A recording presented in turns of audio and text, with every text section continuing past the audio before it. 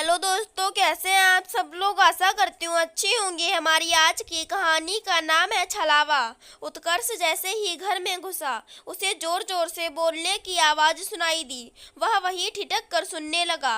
मोहिनी माँ को बुरी तरह से लताड़ रही थी और एक ही बात बार बार दोहरा रही थी कि वह उन्हें इस घर में नहीं रहने देगी, वह उनके साथ नहीं रह सकती। बेचारी उर्मिला जी रो रो कर पूछ रही थी कि बहू, तुम्हें मेरे से क्या परेशानी है, क्यों नहीं रहने दोगी। तभी उत्कर्ष जैसे ही अंदर आता है, मोहिनी कहती है, इन्हें अभी के अभी वृद्धाश्रम में छोड़ कर आओ। उत्कर्ष उसे समझाने की कोशिश करता है कि वह मेरी माँ है, ऐसे कैसे उन्हें वृद्धाश्रम में छोड़ सकते हैं।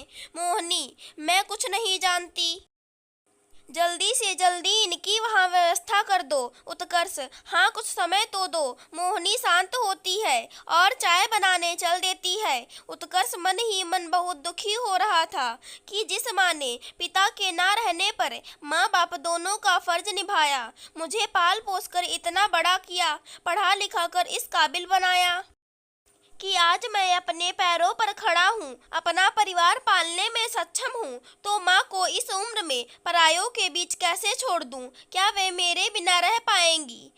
उसे समस्या का कोई समाधान नहीं मिल रहा था और इधर मोहिनी रोज अपनी जिद पर अड़ी थी। इसी बीच अपने ऑफिस के काम से उसे सप्ताह भर के टूर पर बाहर जाना पड़ा। मोहिनी ने इस मौके का लाभ उठाकर माँ को वृद्धाश्रम में भेज दिया। वे रोती बिलखती रहीं कि उत्कर्ष को तो आ जाने दो, पर उसने एक ना सुनी। लौटने पर उत्कर्ष ने घर में माँ को ना देखकर पूछा, माँ कहाँ है। मोहिनी ने उसे झांसा देकर बताया कि उनकी 2-3 सहेलियां हरिद्वार जा रही थी, सो वे भी जिद कर वहां चली गईं। अभी हफ्ते भर में लौट आएंगी। जब उत्कर्ष ने ज्यादा पूछताछ की तो वह बोली, मैं उन लोगों को नहीं जानती, माँ ने जिद की तो मैंने भेज दिया। यह सारा वार्तालाप उनका 7 वर्षीय बेटा सुन रहा था, किंतु मोहिनी ने उसे धमका दिया था कि पापा को इस बारे में कुछ न बताए, सो वह डर के मारे चुप था। जब हफ्ता बीत गया, माँ ना आई तो उत्कर्ष को चिंता हो गई। मोहिनी ने उसको बड़ा खूबसूरत झांसा दिया था, ऐसी सोच थी उसकी, और वह अपनी सफलता पर खुश हो रही थी। किंतु बेटा सौरभ बहुत ही उदास रहता एवं हर समय भयभीत सा नजर आता। उत्कर्ष जब भी माँ के बारे में पूछता, वह झट कह देती, माँ ठीक है, कल फोन आया था, पर माँ मुझसे बात क्यों नहीं कर रही है। काम की व्यस्तता के चलते वह ज्यादा कुछ नहीं पूछता। जब 2 दिन और निकल गए तब उसको चिंता हुई और वह मोहिनी से बोला, मुझे माँ का नंबर दो जिस पर वह बात करती हैं। उन्हें तुमने कौन सा फोन दिया है। अब मोहिनी गोलमाल जवाब दे रही थी कि उन्होंने पड़ोस में किसी का फोन लेकर बात की थी। जब उत्कर्ष ने कड़ाई से पूछा कि किसके यहाँ फोन आया था, मोहिनी कोई स्पष्ट उत्तर नहीं दे सकी। तब उत्कर्ष को उस पर शक हुआ। वह बोला, ठीक है, मुझे तुम उनका पता दो, मैं शाम की गाड़ी से हरिद्वार के लिए निकल रहा हूँ, कहीं बीमार ना हो गई हूँ। मेरा मन बहुत बेचैन हो रहा है, और उनके नाम पता भी बताओ जिनके साथ वो गई है, मैं उनके परिवार से भी मिलता हूँ जाकर। अब मोहिनी कुछ देर चुप रहकर बोली, मेरे पास किसी का नाम पता कुछ भी नहीं है। उत्कर्ष, फिर ऐसे कैसे तुमने माँ को उन अनजान लोगों के साथ जाने दिया। तुम मुझसे फोन पर भी तो पूछ सकती थी।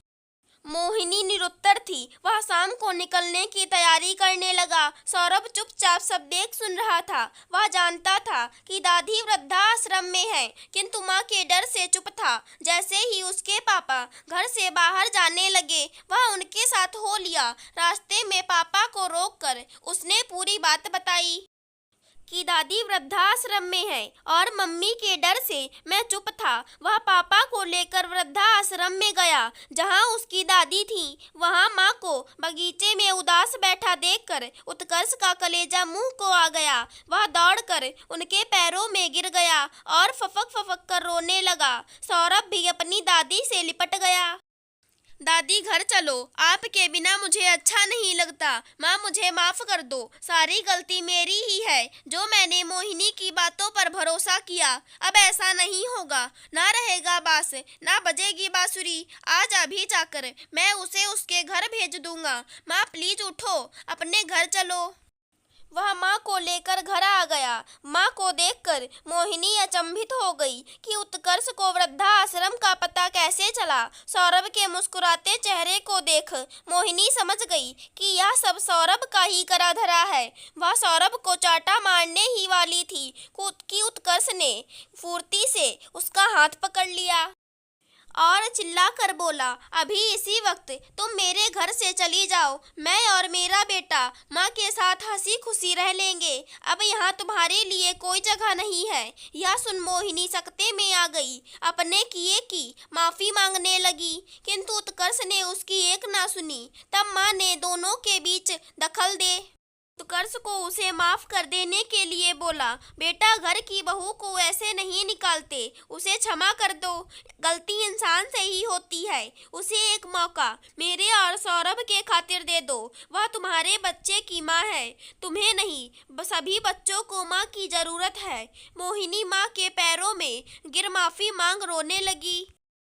अपने जिस झांसे की सफलता पर फूली नहीं समा रही थी, जो उसकी नजरों में एक खूबसूरत छलावा था, उसी पर अब उसे पछतावा हो रहा था। अगर हमारी आज की कहानी पसंद आई हो तो चैनल को सब्सक्राइब करें। धन्यवाद दोस्तों।